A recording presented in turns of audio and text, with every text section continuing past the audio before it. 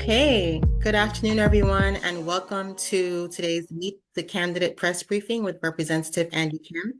My name, as Joe said, is Cassandra Etienne, Associate Director at the Center for Cooperative Media. And for those who are joining who see this, who are not as familiar with the Center's work, a brief background. The Center works to grow and strengthen New Jersey's local news ecosystem. We partner with about 150 ethnic media outlets in New Jersey, and press briefings like this one reflect the Center's efforts to support ethnic and community media in a number of ways, including facilitating access to newsmakers and government officials who can talk about timely issues that are important to New Jerseyans. As part of the 2024 election initiatives with NJ Spotlight News and our ongoing Not Your Same Old Sources series, the Center is hosting a series of 3 virtual press briefings with New Jersey senatorial candidates. In April, we had Dr. Patricia Campos Medina and Lawrence Larry Ham, who joined us. And today, we're pleased to have Representative Andy Kim. Each of these candidates is vying to replace Senator Bob Menendez in the upcoming election and represent more than 9 million residents of New Jersey. These press briefings offer a chance to learn more about their diverse backgrounds and contrasting views on policy and economic issues. Thanks again to Representative Andy Kim and to you all for joining us today. Before the event, just a few quick reminders. As Joe said, you can always drop your comments and questions in Slack. Today's event is being recorded and will be shared with everyone in attendance. This press briefing allows for about 45 minutes of Q&A following remarks from the congressman. Please drop your questions in chat again, and we'll do our best to answer them throughout the event. And without further ado, I'll turn it over now to our host for today, Anthony Advincula. Thank you, Cassandra. I really appreciate this. Welcome, everyone, to the third and last of our 3-part press briefing series with New Jersey senatorial candidates. I'm Anthony Advincula, coordinator of ethnic media initiatives at Center for Cooperative Media here at Montclair State University, and I am your moderator today. Our speaker, Representative Andy Kim, is currently the U.S. representative for New Jersey's 3rd Congressional District. The son of Korean immigrants, Mr. Kim is the first Democratic member of Congress of Korean descent. At age 31, Mr. Kim became the only member of the National Security Council advising President Barack Obama on Iraq. He graduated from the University of Chicago and won a Rhodes Scholarship to study at Oxford University. The New York Times described him as an earnest public servant. He's a product of public schools, and he's also known for his bagels, something he loves to make. He is a proud husband to his wonderful wife and father to 2 boys. Let's welcome the New Jersey senatorial candidate, Andy Kim. We're so happy that you're here with us. Yeah, thank you, Anthony. I love the intro, and I'm glad you worked in the bagel making aspects of what I like to do. But thank you, everybody, and thank you, first of all, to CCM for pulling this together. I really love the work that you do, and I love the opportunity that we have today. And I just want to say thank you, everyone's patience. I know we tried to get this on before, but the schedules for votes down at the Capitol made it very difficult before. So thank you for your flexibility. I'm glad we're able to do this. But look, I'm very eager to get to the questions, make sure everyone has a chance to ask. But I'll just say a few things up front. As Anthony mentioned, I'm a very proud son of Korean immigrants. My parents immigrated from South Korea to the United States 50 years ago. And here in New Jersey, they were able to build the kind of life that they dreamed of, a life where they could work great jobs. My dad is someone who worked as a medical researcher at a lab in Camden, New Jersey. My mom worked at what was then Kennedy Memorial Hospital as a nurse. And with those opportunities, that we were able to get our first home here in South Jersey. I was able to get a public school education, did my whole K through 12 in the public school systems of the Congressional District I now represent. And I feel really blessed that now I'm a father of a 6-year-old and an 8-year-old, 2 little boys that are growing up just down the road from where I grew up. So this place is my home. And that's why I stepped up to serve it. I've served this country every minute of my career, first as a national security official in foreign policy. I worked in a career capacity. I served under both President Bush and Obama earlier in my careers. And that's really where I come from, is that sense of public service. And that's something that's helped me be able to navigate this career in politics so far. I'm now a 3-term member of Congress. I'm a Democrat that won a district that Trump won twice. I became the very first Asian American to get elected to federal office from the state of New Jersey, and I'm currently the youngest Asian American elected to federal office in the entire nation. And if all works out, and if I'm elected in November, I'll be the first Korean American ever in the Senate, and the first AAPI, the first Asian American elected to the U.S. Senate from the entire East Coast of America. And I've been excited about trying to add that diversity and that perspective, but also in age. I would be the 4th youngest senator in the nation. But beyond just those markers, I hope what people see in me is someone who has the experience to step up right now through these difficult times. These are really challenging times as a country right now. We're going through multiple crises overlapping, a lot of challenges, both domestically and internationally. And I hope the people of New Jersey see me as someone who's ready day one to be able to step in and be able to get to work, be able to work on a lot of these issues that I had been working on in Congress, but also having been tested in both the executive branch and the legislature in terms of the kind of capacities that we're trying to deal with. So, that's really, just kind of what I wanted to get across, is just, why it is that I'm trying to do this. I feel just a deep conviction that I want to step up and serve my state and my country right now. And I do that, as I said, not just as someone who grew up here, but as a father to 2 little boys. And I want to shape the kind of America that they grow up in the same way that my parents wanted to shape the world that my sister and I grew up in. These are scary times right now. And I don't want this chaos and this craziness that's out there right now in the world to just become the new normal for my kids. So these are the times where I feel like it's important to engage and hopefully be able to make a difference. So I appreciate you all taking the time to join me, and look forward to your questions. Well, thank you for your introductory remarks, and that gives us some great background in your credentials, as well as the areas where your campaign is focusing on. Now, to kick off this discussion, we asked Larry Ham and Patricia Campos Medina the same question. So give us 3 reasons why you think you are the most qualified candidate in the senatorial race. Yeah. And look, I'll start by saying that, I very much respect Patricia and Larry, and I've had a really good experience getting to know them over the course of this primary. Really wonderful. And I think the 3 of us were all strong candidates and add a lot of diversity. In terms of why I think I would be the strongest is, first and foremost, as I said, I have the experience of working in Congress already. I've been in there for 5.5 years, 3 terms, and I've been able to, in that time, be able to pass a lot of legislation that's doing a lot of good for New Jersey, including the infrastructure law, the Inflation Reduction Act, the American Rescue Plan, and other key issues. So I would be somebody that could step in immediately, be able to hit the ground running, be able to work on these issues seamlessly as I've been, have a lot of the relationships already in the U.S. Senate and throughout the Capitol, and have worked across the state in many different ways, especially my congressional district, but understanding things more broadly across that. The second thing is that I'm the only candidate of the 3 of us that has won an election before. And right now, in particular, I won 3 elections against Republicans in very tough races. We cannot allow this seat to fall into the hands of the Republicans.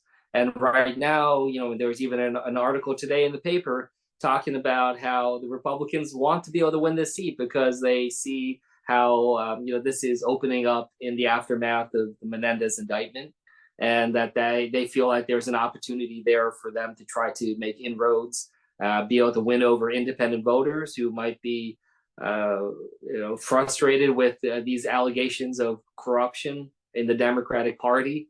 And I think I can be somebody that can put us in the strongest position to be able to win. I won in 2020, even though Trump was on the ballot and won that year as well. I was one of only 7 Democrats in the country to win a district that Trump won in 2020. I outperformed Joe Biden by 8 points to be able to win. So right now we have to be able to hold on as best as we can to try to do everything we can to hold on to the Senate majority and try to make sure that we do not let an extremist Republican Party have control over the Senate. So that's the experience of winning races, I think is incredibly important. And the last thing I'll say is that, I'm somebody that has really been able to add some new voices to the mix in the United States House of Representatives. When I first stepped in, I was the only Korean American in Congress. Be able to bring diversity to the mix. As I said, there are only 2 Asian Americans in the Senate right now. I would be the 3rd and the 1st from the East Coast. But also being a young parent, what I've learned is that it's very valuable to have that kind of perspective of having young parents in Congress and in the Senate at a time when so many questions are abounding about education or healthcare and challenges facing our future generations. As well as trying to engage younger voters, in terms of getting younger people excited and engaged about politics. As someone who's a millennial and be able to engage some of the younger generations, I think there is a hunger in this country and in our state for a new generation of leadership to step up. A lot of frustrations and challenges when it comes to the lack of trust in our politics. And I've shown already that I can push forward a reform agenda. I mean, look at what we've done with this campaign already and challenging the broken politics that we have in New Jersey, changing the machine politics and taking on that with the lawsuit. We've shown just the kind of power that we have in that capacity of bringing about new generational leadership. So those would be 3 things that I would highlight. Thank you. Let's go to Atlantic City and ask Raymond Tyler to ask his questions. I know that our ECM partners, our ethnic media partners can't wait to really ask you a question and get to know you better. So Raymond, please unmute yourself. Hello, can you hear me? Yeah. Thank you for taking time out of your busy schedule to speak with me. And I'll make the question as concise as possible. What is your plan to address a lack of affordable housing and the fact that wages right now cannot equal what rent is? Yeah, no, look, the issues of affordability, especially when it comes to housing, I mean, it's the biggest thing that I hear about, and frankly, here in New Jersey, it's out of control. Rental costs are through the roof. To buy a house right now is scary. I mean, I have young people that I've talked to. One young man that I talked to, who just felt so defeated. He even just told me blatantly he doesn't think he can ever afford to buy a house, just given that he has so much student debt right now, as well as just what we're seeing with the housing market. So, I think that kind of shows that we need to address this issue in a comprehensive way. Yes, we want to make sure that we're taking steps to be able to address and build more affordable housing in New Jersey and around this country. And there is legislation that I support and that would substantially increase investments to HUD and government agencies to be able to move forward in those types of ways. Get people off wait lists, in terms of being able to get vouchers or other efforts to be able to afford homes. But also it's about making sure that people have the kind of resources that they have available, like addressing student debt, which is one of the biggest problems that's affecting people from being able to take on a mortgage or other issues like that. I support legislation from Maxine Waters that would help provide federal support to first-time home buyers to be able to afford their down payments, because oftentimes the down payment is the big hurdle in terms of not having that cash readily available to be able to put that down for purchasing a home. So those are some steps. But one thing that I'll just highlight, this was something that was unbelievably powerful that we were able to get done, but unfortunately the Republicans repealed, is I supported and helped pass the child tax credit. This piece of legislation was within a year dropped child poverty in America in half, and it helped so many young families, so many parents and others be able to afford their rent, give a little breathing space, be able to afford their mortgages, be able to purchase homes, be able to have that kind of support. And that's something in particular, with the Black community, for instance, I think it was like over 55% of child poverty amongst Black children was able to drop. I mean, it just shows what it is that we can be able to do to help support families through these very difficult times right now. So there's no magic wand. It's going to be a challenge, but building a strong economy, having affordable housing options that are out there, having inexpensive public transit and other means, as well as things like the child tax credit that can give families that buffer and that space that they need, so they're not living on that precipice, knife's edge every single month.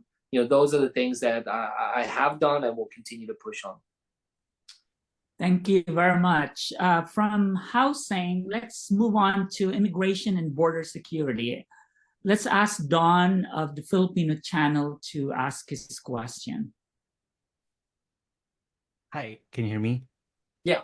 Okay, cool. So immigration and border security have been like big issues this election cycle. So what are some of your ideas on how the Congress should be resolving these issues in the next Congress?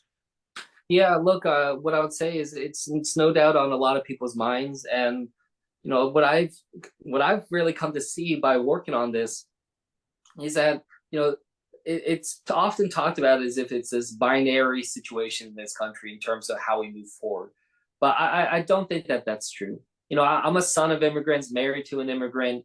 This is a nation that values the fact that immigration has driven so much of our growth, so much of our success as a country, and we need to keep it that way. But we also want to make sure, and this is something that I think across the political spectrum people can agree with, we need to have a more orderly system when it comes to immigration, including when it comes to our border security. And so, that's something that I think we can engage in a way that is respectful of both. For instance, I keep pointing this out that, we have 3 million pending immigration cases as a country, including asylum cases. We have only 680 some judges, federal judges, doing immigration in this country. It's completely mismatched. I mean, it would take our existing judges 10 years just to get through the backlog that we already have. And we're just not keeping up with the kind of scale that is necessary for us to be able to address this. We're supposed to be able to address these cases in 6 months or less, but right now it's taking 5 to 6 years plus. And that's causing so much pressure upon our system right now when we have so many people here. We have migrants, many of them not able to work, and it's causing a lot of challenges for them as well as for our country. So it makes sense that we can try to push forward, and that there is bipartisan interest on trying to surge resources to be able to address, for instance, this backlog. Try to make sure we have the resources we need to be able to address and adjudicate these cases, not in 6 years, but in roughly 2 to 3 months, for us to be able to handle that. And that can make us have a much more smooth system while still preserving the value of immigration. And we have to be careful right now because, I worked in Congress for 2 years when President Trump was in the Oval Office. We saw the cruelty of what he tried to do on immigration, trying to spend all this money on a border wall, child separation, family separation that we saw. I mean, these were horrible actions that I voted against. We tried to stop, and we know full hand what he would do if he comes back into power. And that's something that we have to stop and make sure that we are not giving in to his vision, which I think is one that is extremely dangerous and one that is really at odds with our value in this country. So I want to find those tangible things that can help us have an orderly process that still preserves the fundamental value of immigration, as well as just human decency that we see often lost when we look at what Trump and the extreme Republicans are trying to do. There is a question that came in and was sent to me, and it says, you mentioned in your bio that New Jersey gave your family the opportunity to achieve the American dream, but now chaos, dysfunction, and extremism in our politics makes many of us worry that those same opportunities won't be there for our kids. How do you plan to change that? Yeah, no, you're right. I mean, it is something that I really worry about a lot. You look at this first and foremost. You look at it in terms of, for instance, a couple different fronts. First and foremost, like, we just do not right now have a government that is functioning the way that we need to. We have all these challenges that are out there, but I don't think a single one of us can say that things are working as well as it should. We have so much divisiveness right now, and it's going to tear our country apart if we're not focused on addressing this. I was at the Capitol on January 6th. Like, I saw Americans fighting other Americans inside the United States Capitol. Like, that is not normal. That is not something we should accept as part of our society. So, and look, I'm a Democrat that won a district. Trump won twice. I've shown that I can reach out and build a wide coalition. I'm somebody that can try to be a builder at a time when so many in politics are dividers. And I can do so without compromising or sacrificing my values or my integrity by doing so. In fact, a lot of what I've done, like, taking on the machine politics in my own state here in New Jersey, which meant actually, frankly, me standing up to a lot of leaders in my own political party, that helps restore a sense of trust from the voters that are saying, hey, look, I'm not just, I'm willing to say when I think even my own party is doing something wrong. That's what people want. They don't want this, this tribalism that we see in this country right now that I think is so damaging. So that's one aspect of it. But the other aspect of this is that, like, we're losing some of that important element of, like, that economic mobility. Like, why does higher education cost so much in this country right now? Like, I'm terrified about what it would cost when my kids are now, we're going to be college age in 12 years or so. And so those are the types of things that I worry about. So that's why I push forward on legislation like the College for All Act and other things like that would try to make a lot of those opportunities in America that are necessary or at least important for economic mobility, like job training, education. It's not just 2 to 4 years. It's also about apprenticeships, vocational schools, trade schools, other types of opportunities for people to be able to engage. Those are the types of things that I want to try to make sure are around. So both in terms of addressing and strengthening and supporting the tools for building opportunity and breaking down the barriers of broken politics that are, holding our country back from the potential that we have going forward. Those are, some of the big broad strokes that I hope to keep doing to be able to make sure that my kids and your grandkids can have the greater opportunities that we all want them to have. The economy is among the top issues that voters are really concerned about. This question from Mohsin Sahir, and I'd like him to ask his question, it alludes to that. Mohsin, can you unmute yourself? Hi, Oni. My question about economy, 1 second. Basically, Congressman, thank you very much for being with us. A lot of New Yorkers, they move to New Jersey just because New Jersey is a better place to live and economical in terms of rents and even housing, house pricing. But, for the last some year, New Jersey is becoming less affordable in terms of rents and housing. Do you have some plans to tackle these challenges being faced by you people who want to come to New Jersey or who are living in New Jersey?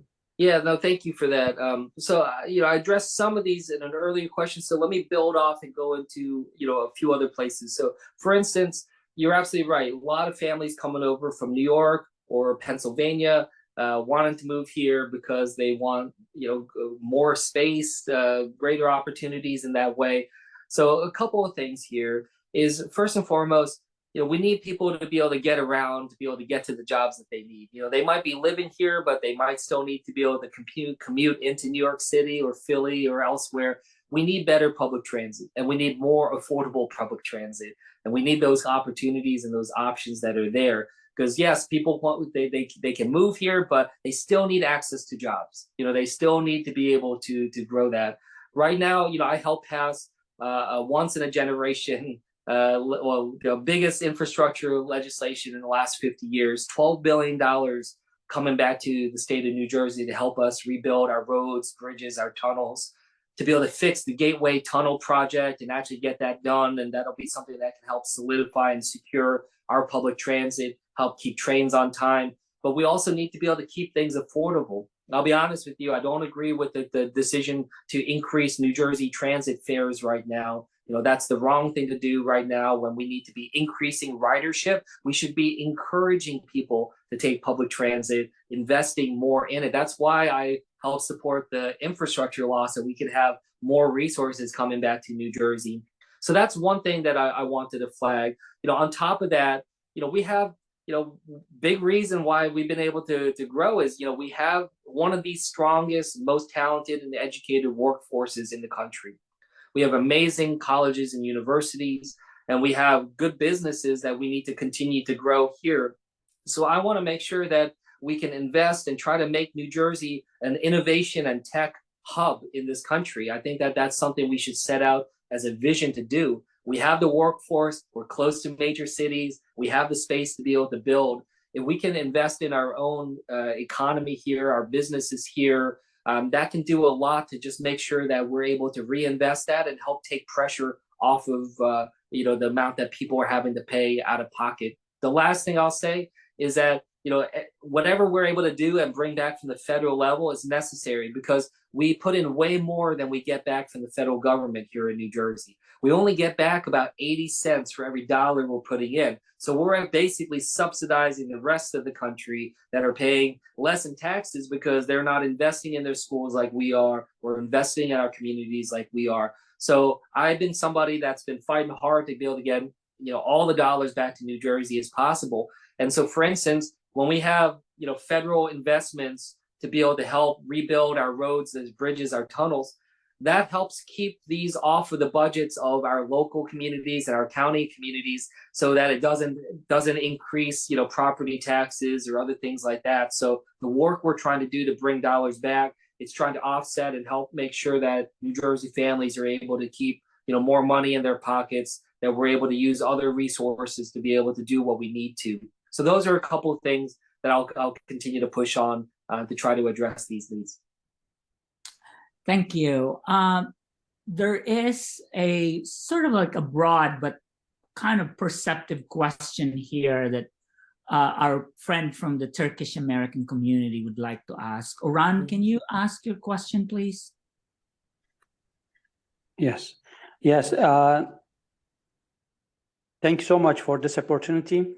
So the quick question, basically, I mostly, sometimes I just interested with the foreign policy as well, but this one will be local. So what is the most important issue that you are seeing to be addressed as soon as possible in New Jersey and in the country? And what is your approach on the foreign policy? So are you agree with current foreign policy in the Middle East or Asia, not or Asia? So on your first point, in terms of the biggest challenges, I mean, it kind of comes to some of the things we've already been talking about, which is affordability. People really are struggling right now. I just met somebody the other day, that just doesn't have a car, has 2 kids, and is basically working 2 jobs just to kind of make ends meet, and just is feeling no ability to be able to save money. So that's something that we need to be able to address. And like I said, trying to push on efforts that we know are proven to be able to succeed, like protecting and preserving Medicare and Social Security, something that the Republican Party is trying to gut. Reinstating the child tax credit. Be able to have like legislation that I've been helping push for on the Child Care Affordability Act, for instance. Child care costs a crazy amount of money now, and I say that as as a young parent that just went through this. How do parents pay for this when it's basically taking up the entirety of their paycheck? The Child Care Affordability Act is something I've been pushing for that can help keep money in people's pockets, be able to help get people back to work, especially women back to work. And then, look, I mean, a lot of concerns about eroding rights right now. At the top of the list, concerns about women's reproductive rights, the attack on abortion in this country, on not just abortion, but IVF, which is, something that a lot of families in New Jersey have utilized to be able to have families. So those are the types of things that are very much on people's minds. In terms of foreign policy, I mean, it's hard to kind of address kind of broad brush, just where things stand when it comes to the Middle East and Asia. I will say, I am the only career diplomat in Congress. I worked at the State Department in a career capacity. I served as a U.S. diplomat working in and on the Middle East before. Spent a lot of time out in Asia as well. I currently serve on the Armed Services Committee, the Foreign Affairs Committee, and the Select Committee on U.S.-China competition. So I do a lot on, right now, national security related issues, and I hope to be able to bring my professional experience of actually having worked on this, not just in a congressional way, but actually having served at embassies, served and lived on military bases, even in combat zones, to be able to engage in this. I, for one, believe that American global leadership is needed, that there are ways that we can do this that can bolster and build up our coalitions of our alliances and our partners, and that we can do so in a way that can hopefully address many of these conflicts and these crises that we have right now that are just unbelievably challenging and some of the most difficult things I've ever encountered in my career. So there's no easy solutions to these problems that we face right now, but I do hope to be someone that can bring my personal and experience from my career to be able to help try to address this from the U.S. Senate. We still have 5 questions in the pipeline, and we really want all of them to be answered. Let's go to sort of like foreign policy, but talking about a different war, the Ukraine. I'll ask our friend here, Alexander Slavish of Novigenic, it's a Polish-American daily, to ask her question. Thank you so much for this opportunity. Yes, I represent the Polish American community here, and I still have family in Poland, and for both the Polish people in Poland and the Polish people living in New Jersey in the United States, Ukraine and the war that's happening there right across the border from Poland is a major issue that's on everybody's mind. So I know that you are already doing a lot of work in foreign policy, but as a senator, I imagine you will have even more say in shaping U.S. foreign policy. And there was this big discussion on designating more funding for Ukraine recently. Luckily from the Polish perspective, the legislation passed. So I'm wondering what your stance is on sending military and financial aid to Ukraine. Yeah. Oh, well, first of all, what I want to say is just so grateful to Poland for playing such a critical role through this all. I've engaged directly with the Polish government, thanking them for playing this necessary role in terms of being able to get all the aid and support into Ukraine. It's just been absolutely critical for us to be able to use that as a transit spot, for them to be able to take on a lot of the displaced people coming from Ukraine, especially early on, and just without hesitation, hosting so many families within their borders, stepping up in those ways. And, I think, they very much recognize that the threat that is there and the necessity to show that, you cannot allow someone like Putin to just redraw the lines of the maps of the world, because we don't know where he would stop. And we see the challenges that are there, and it's an unbelievable threat to Poland, to Europe, and to global security. So, I just wanted to be able to express my gratitude on that front, and as well as to the Polish people for being so caring and understanding and attentive to this. I voted to be able to pass the supplemental to increase the funding to Ukraine.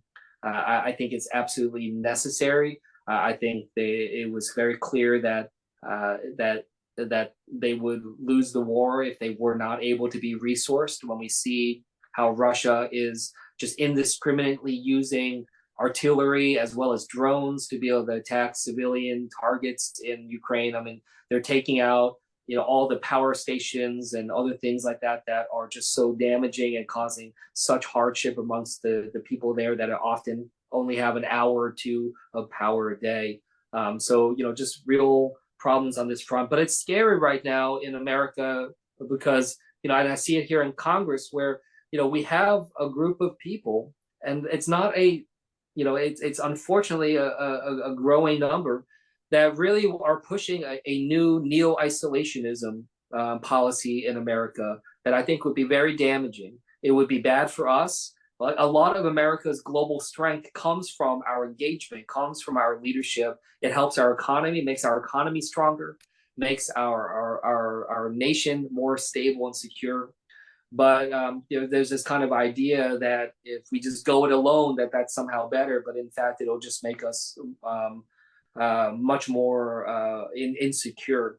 And if we allow, leaders, especially authoritarian leaders like Putin, and it wouldn't just be Putin, it would be others that would test us if, Russia is able to succeed.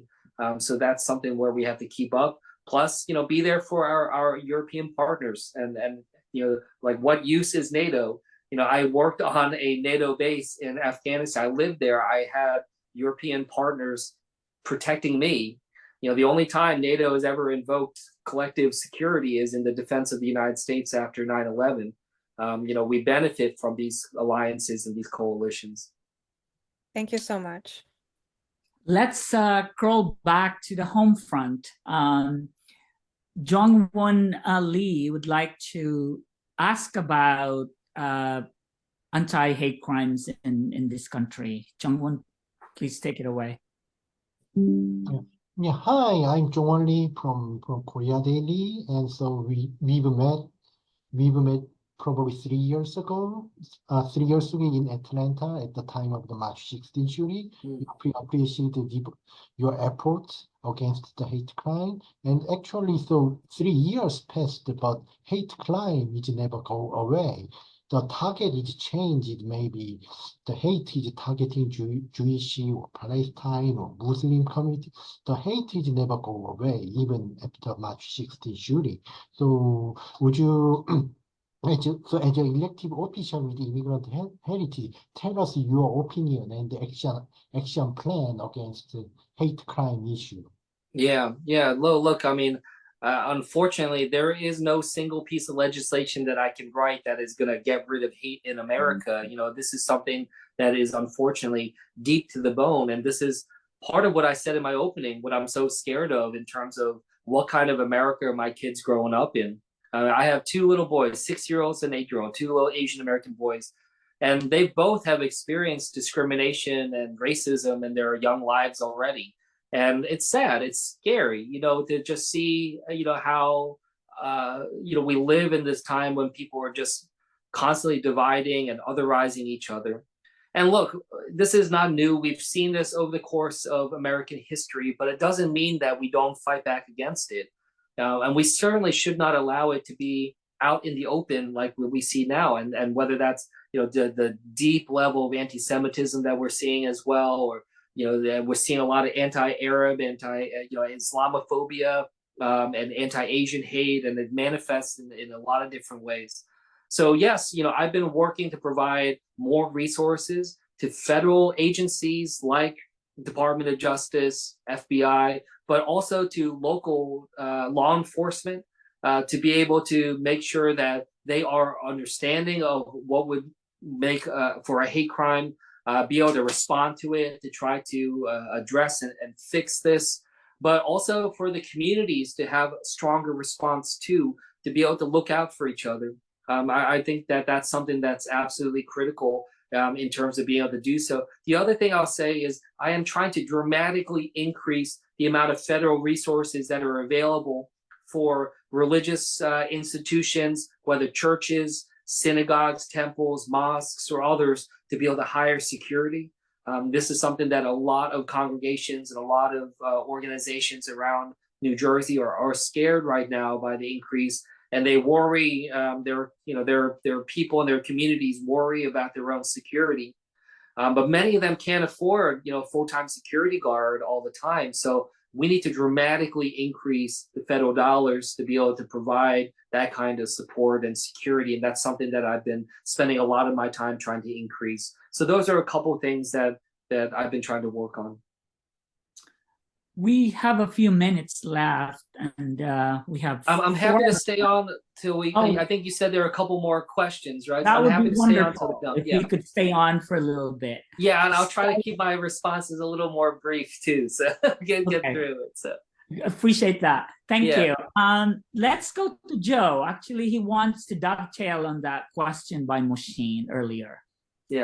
Yeah, so my colleague Moshin here had a great question in the chat about Gaza and the swath of uncommitted voters who previously would otherwise have considered themselves Democrats. You've mentioned on this call about the need to support Ukraine and to not allow a leader like Putin to redraw border lines. You talked about in 2013 when you were working in the Sinjar Mountains, fighting against ISIS, who were threatening tens of thousands of people. You were coordinating airstrikes and humanitarian relief. You said that there was an imminent genocide and that the United States was in a position to help these tens of thousands of people. Do you bring that same energy to the people of Gaza, who are also facing a genocide, ethnic displacement and ethnic cleansing? And do you feel like you're positioned and equipped to push back against members, even in your own party, to get support and to cut off the ability of these kind of nation states to inflict such damage and death and destruction on a population that is vulnerable, like the Gazans?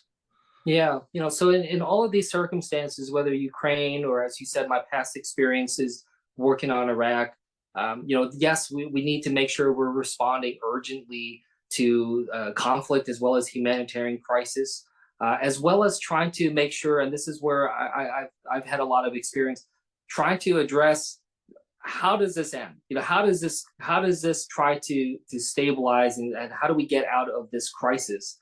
And that's something that I'm trying to bring to this work right now. So, for instance, I've been very active and aggressive in terms of pushing for the kind of humanitarian assistance and access to address the likely famine in northern Gaza, something that I don't think we can be able to address to the level that we need to as long as this conflict continues. And we're seeing actually increased fighting taking place again in northern Gaza, a huge setback. So even with what we're seeing right now with the engagement in Rafah, that's shutting down more humanitarian access at a time when we just see such displacement. I mean, almost upwards of 1 million people now displaced from Rafah, and there just isn't there aren't places where they can go in Khan Yunis or elsewhere.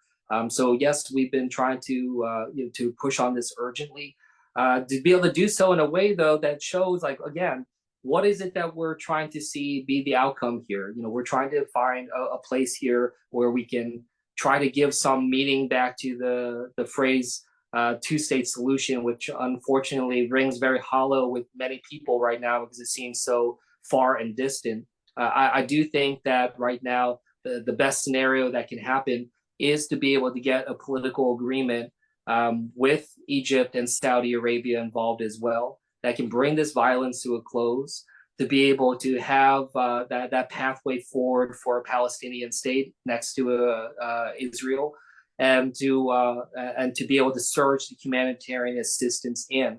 I say that as someone who's worked in diplomacy before. I know these can be challenging negotiations, but that's where the pressure needs to be put. So that's where I've been putting my energy as someone who's worked in diplomacy, trying to keep people at the table and trying to keep the space to be able to do that. And sometimes that means I have to push back against the president or against people in my own party that might have disagreements with this approach. But I think it's absolutely necessary right now to be able to bring this fight. Did you vote to send billions of dollars, more dollars in weapons and funding for the defensive capabilities? Yeah, I mean, I do support the ability for Israel to defend itself from Iran and from Hezbollah in terms of the defensive capabilities like Iron Dome, Iron Beam. So that is something that I still support. And I think that there's a way that we can support Israel's defensive capabilities. They do have legitimate threats from Iran and Hezbollah, even from Hamas that has obviously engaged them on October 7th and other times, while still trying to make sure that we're fighting for an end to the Gaza conflict, as well as the humanitarian assistance. So, I do think that there are ways that we can recognize that there are security concerns across the board and hopefully try to address them in totality. Thank you. We have covered almost a lot of issues here, but not healthcare. So I'm going to give Marie Carmen Amado of New Jersey Hispano an opportunity to ask her question about specifically healthcare. Hello, Congressman. The health insurance is still an issue. How to ensure that the price of medicines does not continue to rise and the health coverage is more inclusive for everyone, is not and no skyrocket? Because we currently have the Obamacare, the so-called Obamacare, but there is still a large population, especially the small and micro business owners that are unable to to pay the high cost of the insurance coverage. So what we can do for that, and what are you willing to legislate in order to have something more inclusive for everyone? Yeah, no, look, I mean, what you raised is absolutely right. And what we talked about before about rising prices, we talked a lot about housing costs earlier in this conversation, but healthcare costs are right up there at the top of the list of what people talk about.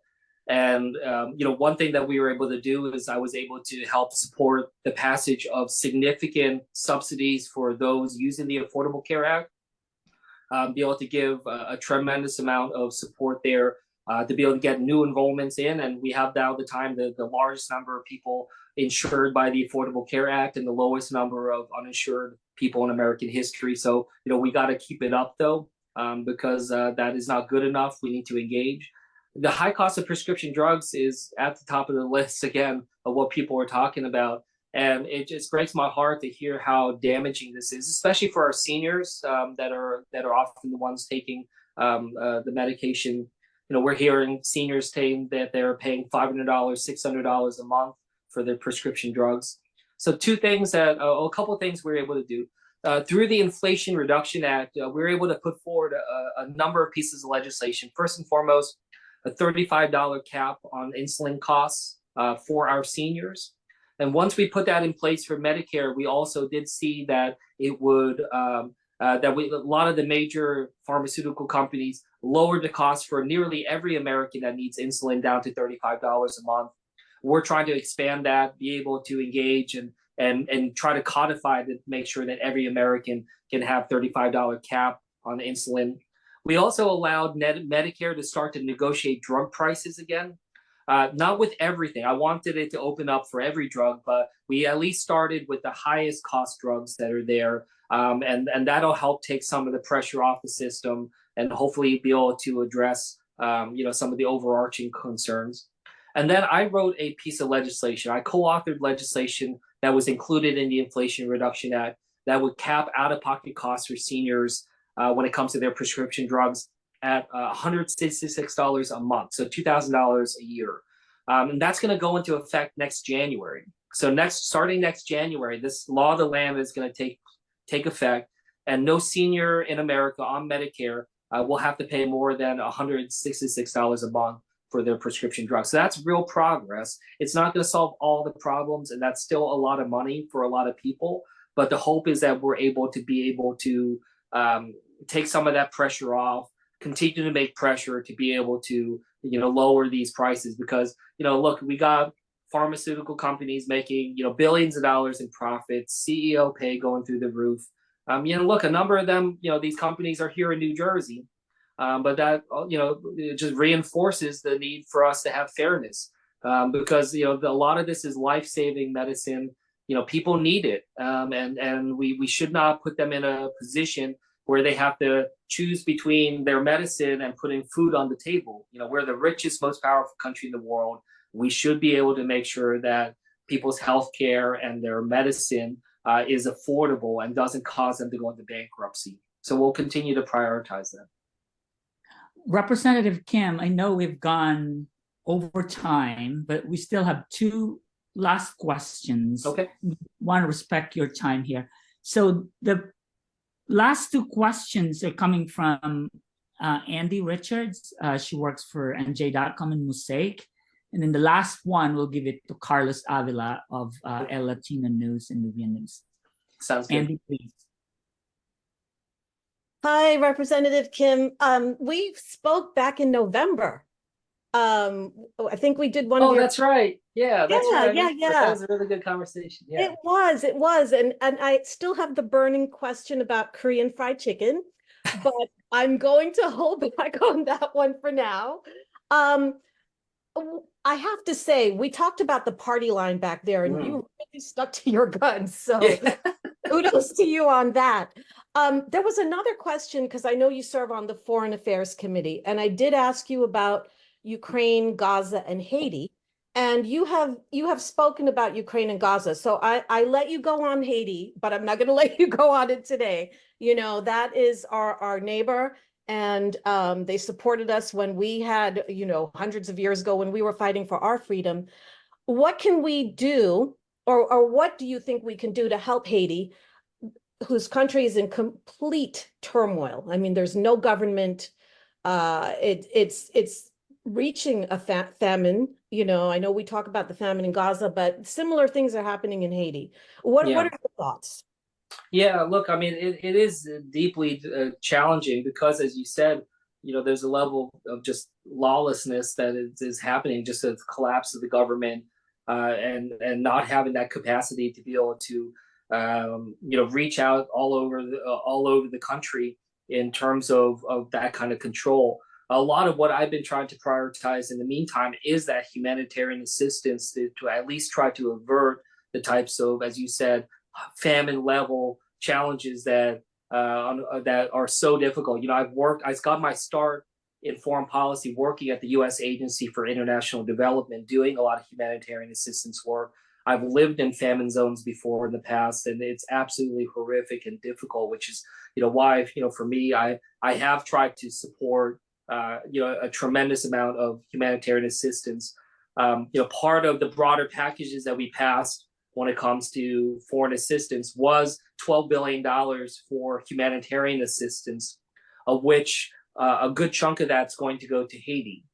So that is one of the largest investments that we've made to be able to engage and connect in. And I continue to stay in touch with organizations like Partners in Health and others who have worked in and around Haiti for decades, trying to get addressed. And they're able to, despite all the challenges, still at least have humanitarian access all over the country, and at least we can do that. But it's a challenge, and we've been trying to engage more broadly to see if there is a way to stabilize the political side. But it's difficult. So I'm not going to say that I'm the expert here on this, but at least from a humanitarian standpoint, it gives you a sense of what I've been at least trying to focus on in the meantime to at least try to avert this from becoming a full-blown catastrophe. Representative, what package was that? Can you just tell me that? I just want to look it up so I can. Yeah, so it was a humanitarian package that was part of that broader security supplemental. So it was $12 billion. So if you just Google up like 12 billion humanitarian assistance, you'll see that that's not all obviously all going to go to Haiti. It's going to also go to Sudan, where there are 9 million displaced people, Gaza, to Haiti, to the other parts that are struggling right now. So that's what'll be out there. Okay, thank you. Thanks, Andy. All right, so let's give this last parting shot to Carlos. He works Thank you, for. Andy. Oh, go ahead, Carlos. Thank you. Yeah, Mr. Andy Kim, how many languages do you speak? Oh, I'm really best at just English. I can speak a little Korean, a little French, but everything's kind of gotten a little weaker as I haven't done foreign policy as a career in a little bit. Yeah. And this takes me to, I just want to know because, and I believe most of the people know that we have a strong push to assimilation in U.S. and we have this could be a education or maybe immigration question. Talking about resources, are you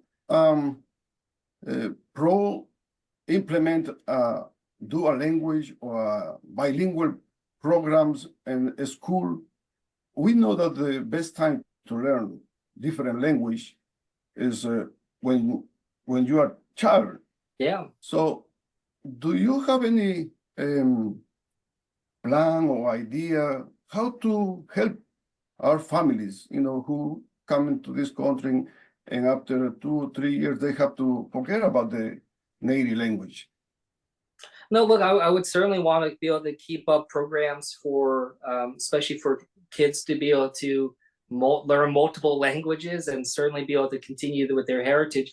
For instance, I told you I have a 6-year-old and 8-year-old. My wife and I are trying to enroll them in language programs for them to be able to learn, Korean and Chinese, which would be the family languages as well as English. So, I see that as a value, and they're young, and that's when it's best for them to be able to learn this. So I certainly see the value personally, and I would very much support investments into education that would allow for that kind of program to keep up. We certainly want to make sure that people don't have to feel like they're giving up their heritage because of being here in the United States.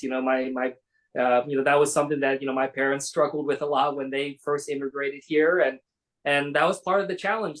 They started teaching me 2 languages when I was a kid, but I was a little bit slow in learning English, so they were worried, so they kind of cut out the Korean so I could focus on the English. But I regret it. I regret that I didn't get to stick with the Korean language studies when I was younger. So I would hope that we can find opportunities. Now the question is, how do we pay for it? And that's something that I do think is worthwhile for us to invest in, because again, it just makes us stronger. It frankly helps the development and the education of children if they know multiple languages. It helps their brain develop. And I'm a big fan of universal pre-K, of those types of access of early education. So certainly something I would support. Great, thank you. Thank you, Representative Kim. We really appreciate you giving us enough time and for giving us the opportunity to engage and speak with you and get to know more about you. So thank you very much. I will hand it over to Joe, who will give us further instructions after this briefing. Thank you. We really appreciate you.